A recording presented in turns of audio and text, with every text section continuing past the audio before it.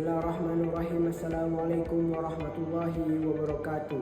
Dalam rangka ujian akhir semester, kami kelas B, kelompok D ingin menyampaikan presentasi kami tentang kekuasaan dan legitimasi kekuasaan. Perkenalkan, nama saya Ahmad Said Akmal sebagai moderator dan pembicara ketiga, dan rekan-rekan saya. Halo teman-teman, nama saya Abdullah dari kelompok D, Fakultas Hukum, Uniska Banjarbaru. Saya sebagai pembicara pertama. Nama Muhammad Lutfi dari kelompok D, Fakultas Hukum, Uniska Banjarbaru sebagai pembicara kedua. Nama saya Mo Andre Rifki Setiawan dari kelompok D, Fakultas Hukum, Uniska Banjarbaru sebagai pembicara nomor 4. Perkenalkan, nama saya Muhammad Adi Wiranata dari kelompok D, Fakultas Hukum, Uniska Banjarbaru sebagai pembicara 5. Nama saya Emita Surya Pratama dari kelompok D, Fakultas Hukum, Uniska Banjarbaru sebagai pembicara ke-6. Nama saya Nur Hadi, kelompok D dari Fakultas Hukum Uniska Banjarbaru sebagai pembicara 7. Perkenalkan, nama saya Abdullah Islami dari kelompok D, Fakultas Hukum, Uniska Banjarbaru. Saya di sini sebagai pembicara nomor 8. Itulah perkenalan dari kami, maka saya akan melanjutkan. Kekuasaan merujuk pada kemampuan seseorang atau kelompok untuk mempengaruhi atau memaksa pihak lain agar bertindak sesuai kehendaknya, seringkali dalam konteks politik atau sosial. Legitimasi kekuasaan adalah penerimaan masyarakat terhadap kekuasaan tersebut sebagai sah dan pantas, biasanya didasarkan pada tradisi, karisma pimpinan, atau aturan hukum rasional. Selanjutnya, poin-poin penting tentang kekuasaan dan legitimasi kekuasaan akan disampaikan oleh juru bicara kami. Kepada juru bicara dipersilahkan. Oke teman-teman, sebagai mahasiswa Fakultas Hukum, kita harus memahami dan mempelajari serta memaparkan tentang kekuasaan dan legitimasi kekuasaan. Untuk itu, kami akan menyampaikan beberapa poin tentang kekuasaan dan legitimasi kekuasaan. Pada dasarnya, kekuasaan itu bisa dimiliki oleh siapa saja, tak terkecuali diri kamu, karena kekuasaan terkecil berada di dalam lingkungan keluarga. Selain itu, seseorang yang mendapatkan kekuasaan bisa karena memiliki jabatan di organisasi atau di lembaga, bahkan di keturunan raja atau kedua-duanya. Dari manapun mendapatkan kekuasaan, yang penting mampu bertanggung jawab terhadap kekuasaan yang telah diberikan dan mampu mengarahkan orang lain ke arah yang baik dan tidak merugikan. Mempertahankan kekuasaan dalam dunia politik tidak menggambarkan negara yang menganut sistem pemerintahan demokrasi. Pada umumnya, negara-negara demokrasi akan memberikan kebebasan berpendapat dan menghilangkan dinasti politik. Dari hal ini, saya akan menyampaikan ada pengertian tentang teori kekuasaan. Bagaimana pengertian tentang teori kekuasaan? Pada dasarnya, kekuasaan dapat diartikan sebagai suatu kemampuan yang dimiliki oleh individu atau kelompok untuk memengaruhi orang lain. Oleh sebab itu, bagi pemegang kuasa bisa dibilang memiliki tanggung jawab yang besar, karena bukan hanya memberikan pengaruh terhadap seseorang, tetapi juga bisa memberikan pengaruh terhadap lingkungan Selain itu, pengaruh yang diberikan dari pemegang kuasa bisa berdasarkan keinginannya atau kepentingan untuk bersama. Kekuasaan itu sendiri bisa berasal dari jabatan pribadi atau dari garis keturunan. Dalam hal ini, jabatan pribadi bisa didapatkan ketika menjabat suatu organisasi atau lembaga yang di mana seseorang itu menjabat sebagai ketua. Ketika menjabat sebagai ketua, sudah seharusnya untuk memikirkan bagaimana caranya untuk memajukan sebuah organisasi atau lembaga tersebut. Dari pengertian teori kekuasaan yang saya bacakan tadi, yang saya paparkan tadi, ada beberapa pengertian teori kekuasaan menurut beberapa para ahli. Saya akan sampaikan ada beberapa para ahli yang memaparkan tentang teori kekuasaan, pengertian kekuasaan. Ada beberapa ahli yang mengemukakan pendapatnya mengenai kekuasaan, yaitu yang pertama, Montesquieu. Menurut Montesquieu, kekuasaan itu dibagi menjadi 3 golongan. Kekuasaan yang dibagi menjadi 3 golongan ini saat ini dikenal dengan istilah trias politika. Adapun 3 golongan kekuasaan yang dimaksud yaitu kekuasaan legislatif, kekuasaan eksekutif, dan kekuasaan yudikatif. Setiap golongan kekuasaan memiliki tugas yang berbeda-beda. Kekuasaan legislatif memiliki tugas untuk membuat peraturan dan undang-undang. Kekuasaan eksekutif mempunyai tugas untuk menjalankan peraturan dan undang-undang yang telah diciptakan. Sedangkan kekuasaan yudikatif mempunyai tugas untuk mengadili seseorang yang memiliki kesalahan atau pelanggaran sesuai dengan undang-undang yang berlaku. Yang kedua, pendapat dari Max Weber. Menurut Max Weber mengatakan bahwa kekuasaan adalah sebuah kesempatan yang dimiliki oleh seseorang atau kelompok dengan tujuan untuk memenuhi keinginan atau kehendaknya dalam hubungan sosial, walaupun harus menentang atau menghadapi kehendak orang lain. Berdasarkan pengertian ini, kekuasaan dapat diartikan sebagai sesuatu yang menyeramkan karena harus memaksa orang lain untuk mewujudkan keinginannya. Dari pendapat yang ketiga, yakni dari Ramlan Surbakti. Pendapat Ramlan Surbakti menyatakan bahwa kekuasaan adalah sebuah kemampuan atau kekuatan yang dimiliki oleh seseorang atau kelompok yang digunakan untuk memengaruhi orang lain melalui cara berpikir dan perilaku yang sesuai dengan apa yang dikehendaki oleh pemegang kuasa. Yang keempat adalah menurut pendapat dari Miriam Budiarjo. Menurut Miriam Budiarjo, kekuasaan adalah seseorang atau kelompok yang memiliki kekuatan atau kemampuan yang di mana kekuatan itu digunakan untuk mengaruhi perilaku individu atau kelompok lainnya yang sesuai dengan keinginannya. Pendapat yang kelima dari Waternoor.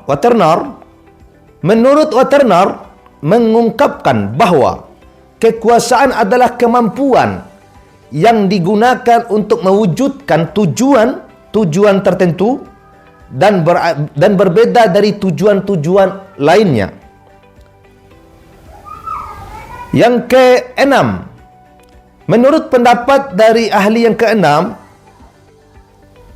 dari Harold de Laswell dan Abraham Kaplan. Menurut Harold de Laswell dan Abraham Kaplan, kekuasaan adalah sebuah hubungan antara individu atau kelompok dengan individu atau kelompok lainnya dengan tujuan untuk menentukan suatu tindakan atau aksi agar tidak berbeda arah dengan sesuai dengan yang tindakan yang diinginkannya.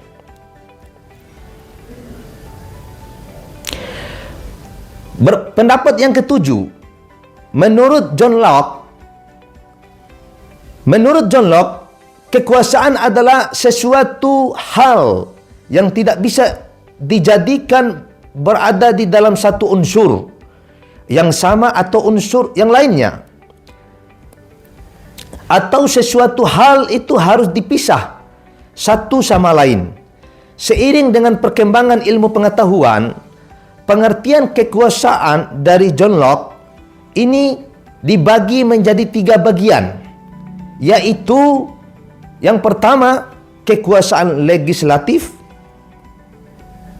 kekuasaan eksekutif, dan kekuasaan federatif. Kekuasaan seperti yang sudah dibahas sebelumnya, jika kekuasaan itu bisa dimiliki oleh individu atau kelompok yang terdiri dari beberapa individu, sehingga dapat dikatakan bahwa kekuasaan terdiri dari 2 sifat, yaitu position power dan personal power. A. Position power. Sifat pertama dari kekuasaan adalah position power. Sifat position power adalah kekuasaan yang sudah dimiliki oleh seseorang pada suatu organisasi. Sifat kekuasaan ini biasanya ada pada seseorang yang memiliki jabatan di suatu organisasi.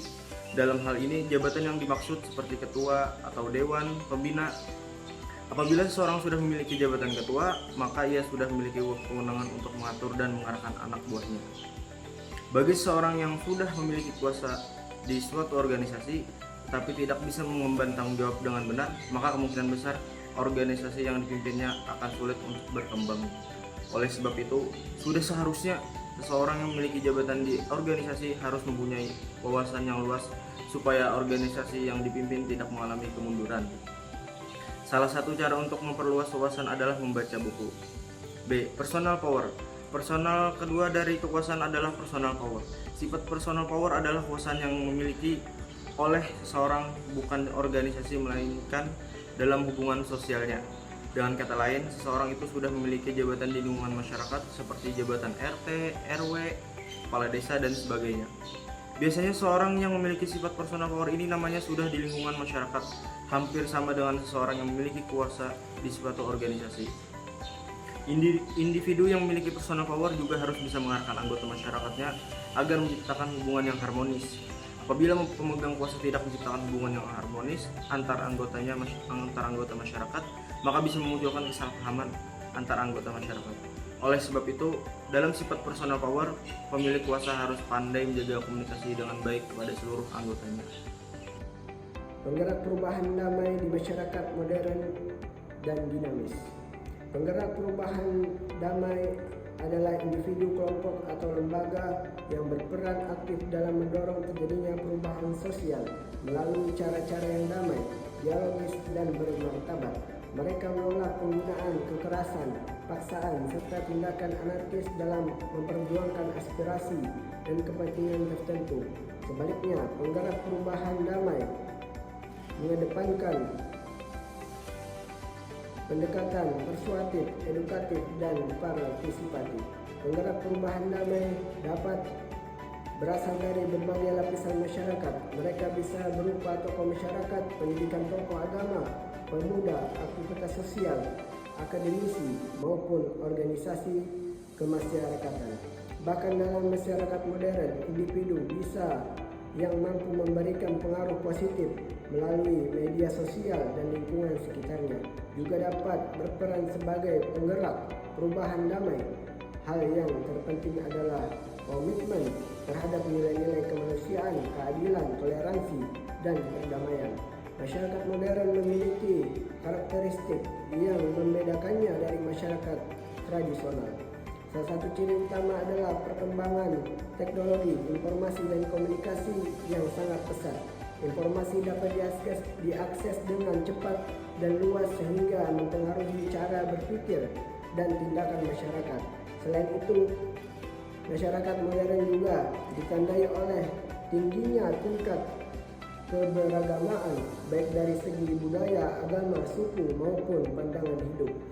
Dinamika masyarakat modern juga terlihat dari perubahan nilai dan pola interaksi sosial. Masyarakat menjadi lebih suka kritis dan berani menyuarakan pendapat. Namun kondisi ini juga meningkatkan potensi konflik sosial, terutama jika perbedaan tidak dikelola dengan baik. Oleh karena itu, dalam masyarakat yang dinamis, dibutuhkan peran penggerak perubahan damai untuk menjaga harmoni sosial sekaligus memastikan perubahan berjalan secara positif. Penggerak perubahan damai memiliki peran yang sangat strategis dalam kehidupan bermasyarakat. Pertama, mereka berperan sebagai agen edukasi sosial, yaitu memberikan kepahaman kepada masyarakat tentang pentingnya toleransi, penghormatan terhadap perbedaan, serta menyelesaikan masalah secara damai. Inti moralitas publik keadilan sebagai fondasi demokrasi. Keadilan sebagai fondasi demokrasi menempatkan penegakan keadilan sebagai pusat utama moralitas politik. Demokrasi dipandang sebagai sistem terbaik untuk mewujudkan prinsip ini karena ia memungkinkan partisipasi rakyat dalam pengambilan keputusan yang adil. A. Peran negara menolak legalisasi kekuasaan penindas. Idealnya, negara tidak boleh memainkan peran dalam melegalisasi sistem kekuasaan yang bersifat menindas. Teks menekankan bahwa negara harus menjadi penjaga nilai-nilai keadilan, bukan alat untuk memperkuat demokrasi sepihak.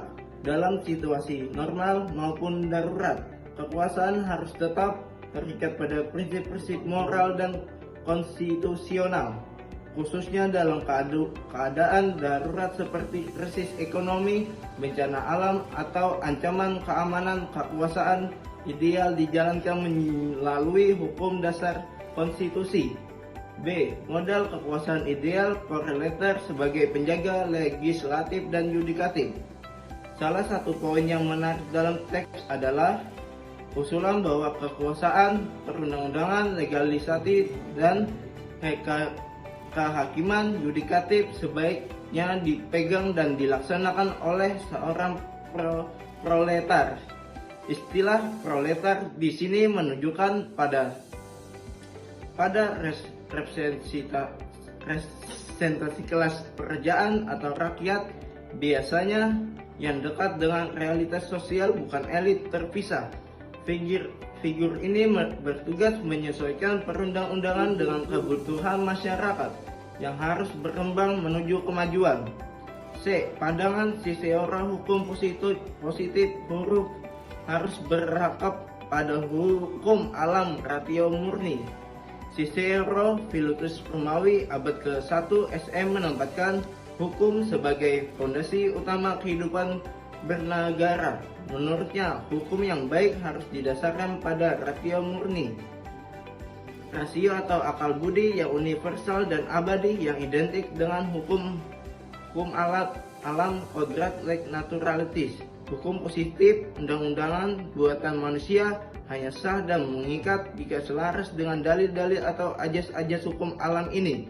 Jika menyimpang, hukum tersebut kehilangan kekuatan mengikatnya menjadi sekadar perintah sewenang-wenangnya tanpa legitimasi moral. Bagi Cicero, hukum adalah satu-satunya ikatan dalam negara yang menyatukan masyarakat dalam tatanan yang adil.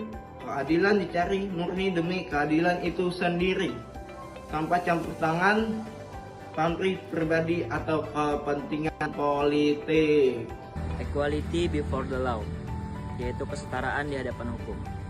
Setiap individu, tanpa memandang status sosial, jabatan, atau kekayaan, memiliki kedudukan hukum yang sama dan mendapat perlakuan seragam. Tidak ada kekebalan khusus bagi raja, pejabat, atau elit, semua tunduk pada pengadilan biasa. Unsur ini mencegah diskriminasi dan memastikan keadilan distributif, di mana hukum menjadi penimbang timbangan yang imparsial. Supremacy of law, yaitu kekuasaan tertinggi hukum. Hukum berada di posisi tertinggi mengikat semua cabang kekuasaan eksekutif, legislatif, dan yudikatif. Tidak ada tindakan arbitrary atau sewenang-wenang oleh pemerintah. Segala kebijakan harus berbasis undang-undang yang jelas, dipublikasikan dan dapat diuji secara yudisial. Saya menekankan bahwa rule of law menghapus hak prerogatif penguasa absolut seperti yang ada di monarki feodal. Hak-hak asasi manusia tidak bersumber pada Undang-Undang Dasar. Hak-hak fundamental seperti kebebasan berpendapat, hak milik, dan perlindungan dari penahanan sewenang-wenang bersumber dari hukum biasa atau disebut common law dan tradisi, bukan diciptakan oleh konstitusi. Ini membedakan Disey dari paham konstitusionalisme Eropa kontinental, di mana hak asasi sering diatur secara eksplisit dalam Undang-Undang Dasar. Disey secara tegas menyinggung bahwa prinsip negara hukum dijalankan melalui kekuasaan yang sah, di mana pemerintah bertanggung jawab secara hukum atas tindakannya. Konsep ini kebetulan menyentuh isu kedaulatan hukum versus kedaulatan rakyat atau raja, menjadikannya benteng terhadap otoritarianisme.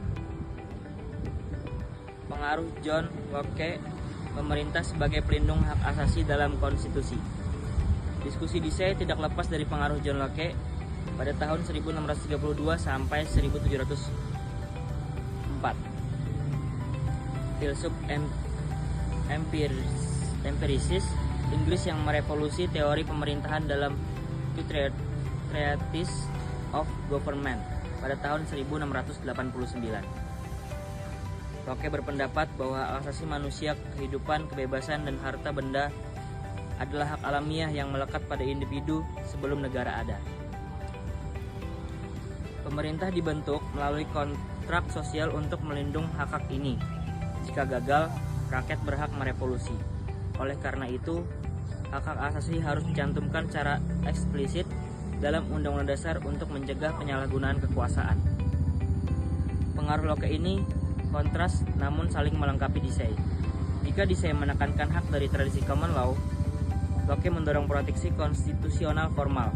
Kutipan Muhammad Kusnardi dan Bintan Ersaragih menunjukkan bagaimana keduanya membentuk fondasi demokrasi liberal modern atau konstitusi pasca revolusi Prancis. Immanuel Kant, filsuf Jerman abad ke-18, menetapkan dua unsur pokok bagi negara hukum. Yang pertama, perlindungan hak-hak asasi manusia. Negara wajib menjamin hak fundamental seperti kehidupan, kebebasan, dan milik yang bersumber dari hukum alam. Ini menciptakan ruang otonomi individu di mana negara bertindak sebagai penjaga, bukan pemilik hak. Yang kedua, pemisahan kekuasaan. Trias politica Montesquieu, legislatif, eksekutif, yudikatif harus dipisahkan untuk mencegah konsentrasi kekuasaan absolut. Kant melihat pemisahan ini sebagai jaminan republik konstitusional yang abadi. Prinsip Kant melahirkan model negara hukum liberal awal, yaitu negara jaga malam, yaitu bisa disebut negara polisi. Negara ini bersifat minimalis, hanya campur tangan saat ada perselisihan antar warga untuk menyelenggarakan kepentingan bersama, seperti penyelesaian sengketa properti atau kejahatan. Ia tidak ikut campur dalam ekonomi atau kesejahteraan sosial, membiarkan pasar bebas beroperasi. Model ini dominan di abad ke-19, mencerminkan Inggris dan Amerika pasca revolusi industri. Terima kasih. Hukum sebagai instrumen dan pembatas kekuasaan. Dalam konteks negara hukum, hukum tidak semata-mata dipandang sebagai alat bagi penguasa untuk menjalankan kehendaknya. Lebih dari itu, hukum memiliki makna penting sebagai sarana untuk membatasi, mengarahkan, dan mengontrol kekuasaan negara agar sesuai dengan tujuan negara yang telah ditetapkan.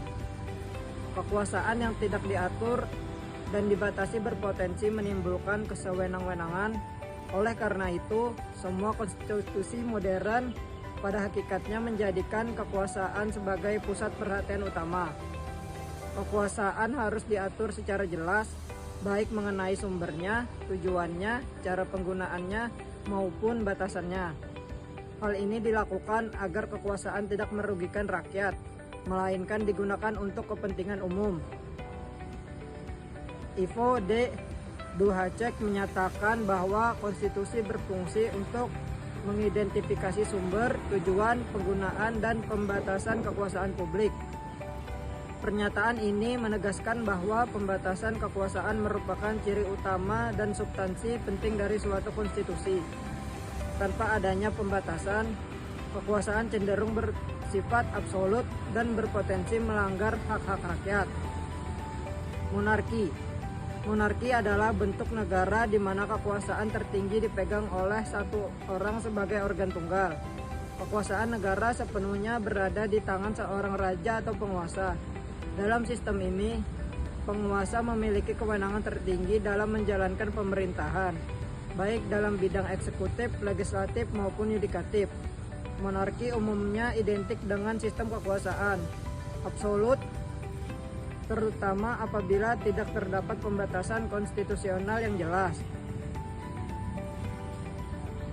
Aristokrasi atau oligarki merupakan bentuk negara di mana kekuasaan tertinggi dipegang oleh beberapa orang atau kelompok tertentu.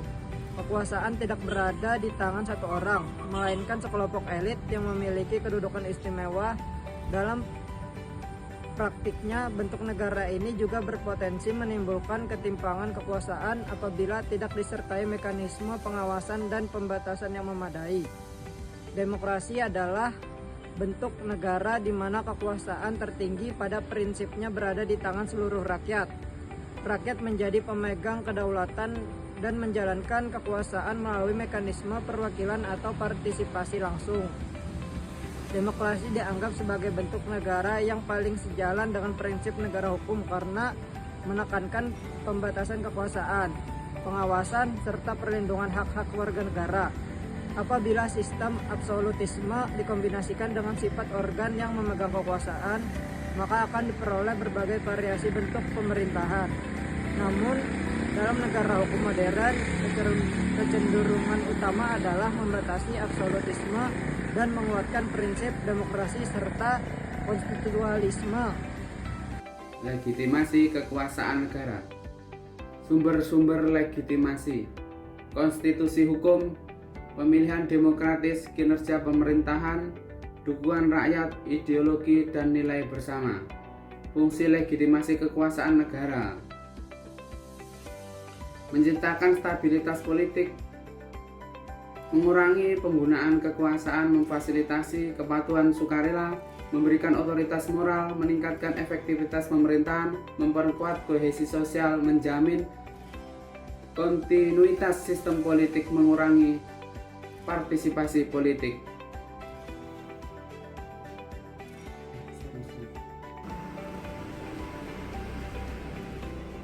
Fungsi legitimasi kekuasaan: mengurangi biaya politik, membangun kepercayaan publik.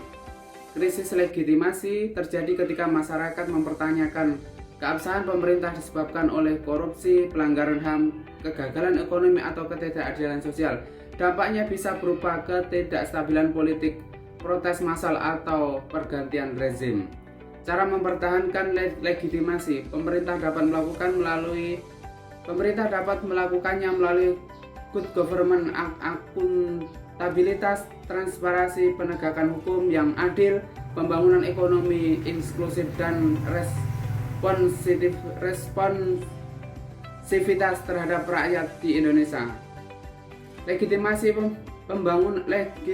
dibangun melalui demokratis Pancasila, Undang-Undang 1945, pemilihan umum, desentralisasi, partisipasi publik, dan jaminan hak konstitusional. Pergeseran kekuasaan dalam negara terjadi ketika kekuasaan tidak dijalankan sesuai dengan tujuan dan batasan semestinya dapat terjadi di semua negara.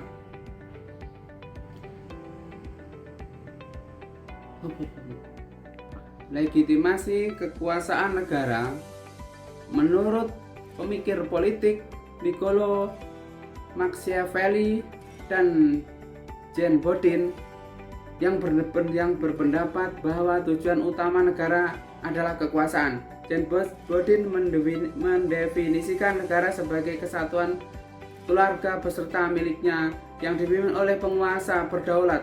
Menurutnya, keluarga adalah dasar terbentuknya negara secara logis dan historis. Dengan kekuasaan kepala keluarga atau pater familias yang membatasi kebebasan alamiah anggotanya ketika keluarga bergabung membentuk negara. Kebebasan tersebut semakin dibatasi demi ketertiban dan keamanan bersama. Pandangan ini memiliki kemiripan dengan pemikiran Aristoteles tentang negara sebagai perkembangan alami dari kehidupan sosial. Dalam kenegaraan modern, pergeseran kekuasaan dapat direspon melalui mekanisme paksa atau konstitusional. Salah satunya adalah protes impeachment.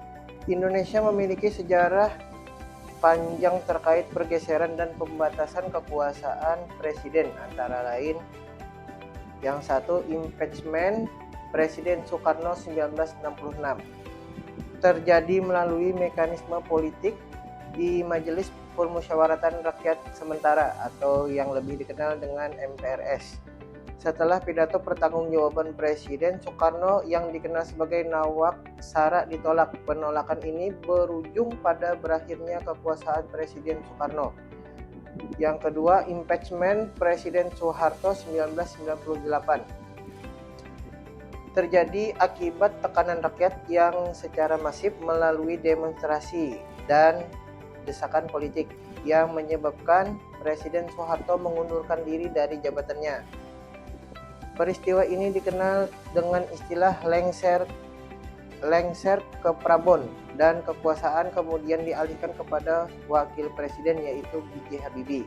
Yang ketiga adalah impeachment Presiden B.J. Habibie 1999 sampai dengan 2000. Dilakukan secara tidak langsung melalui penolakan pidato pertanggungjawaban oleh MPR yang dipengaruhi oleh tekanan opini publik dan media massa, sehingga mendorong percepatan peralihan umum atau pemilihan presiden baru. Yang keempat adalah impeachment Presiden Abdurrahman Wahid, merupakan impeachment secara langsung di mana MPR secara resmi memberhentikan Presiden Abdurrahman Wahid di tengah masa jabatannya karena dinilai melanggar ketentuan konstitusional dan etika kenegaraan. Sejarah penurunan kekuasaan tersebut mencerminkan upaya bangsa Indonesia untuk menjaga agar kekuasaan tetap berada dalam koridor kedaulatan rakyat, bukan menjadi alat dominasi penguasa. Oleh karena itu, pembatasan dan pembagian kekuasaan menjadi aspek fundamental dalam sistem ketatanegaraan modern.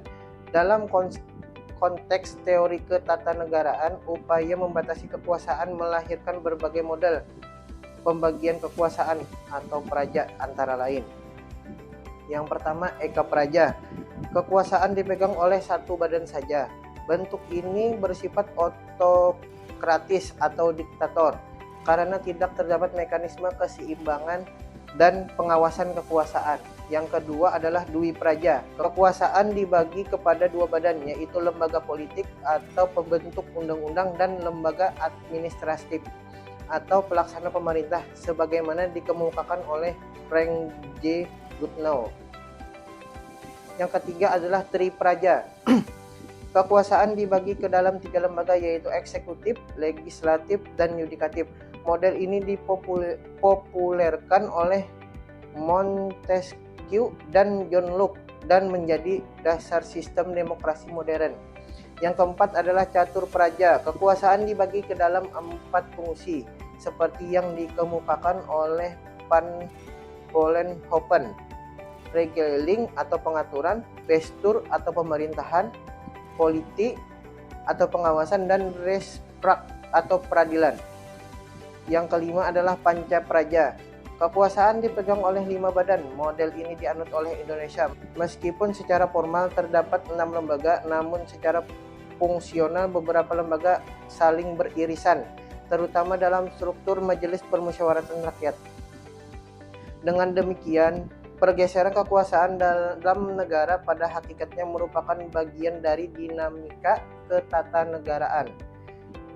yang bertujuan untuk mencegah pemusatan kekuasaan dan menjaga keseimbangan antara penguasa dan rakyat demi terwujudnya negara hukum dan demokrasi yang berkeadilan. Kesimpulan, pada dasarnya kekuasaan itu bisa dimiliki oleh siapa saja, tak terkecuali diri sendiri, karena kekuasaan terkecil berada di dalam lingkungan keluarga. Selain itu, seseorang yang mendapatkan kekuasaan bisa karena memiliki jabatan di organisasi atau lembaga, keturunan raja, atau kedua-duanya. Dari manapun mendapatkan kekuasaan, yang penting mampu bertanggung jawab terhadap kekuasaan yang telah diberikan dan mampu mengarahkan orang lain ke arah yang lebih baik dan tidak merugikan. Mempertahankan kekuasaan dalam dunia politik tidak menggambarkan negara yang menganut sistem pemerintahan demokrasi. Pada umumnya, negara-negara demokrasi akan memberikan kebebasan berpendapat dan menghilangkan dinasti politik. Kekuasaan merupakan unsur penting dalam negara, tetapi harus diatur dan dibatasi oleh hukum. Konstitusi hadir sebagai instrumen utama untuk mengatur sumber, tujuan, penggunaan, dan pembatasan kekuasaan. Konstitusionalisme menegaskan bahwa pembatasan kekuasaan adalah syarat mutlak bagi terwujudnya negara hukum. Negara yang tidak membatasi kekuasaan cenderung menjadi negara kekuasaan yang bertentangan dengan prinsip keadilan dan kesejahteraan rakyat.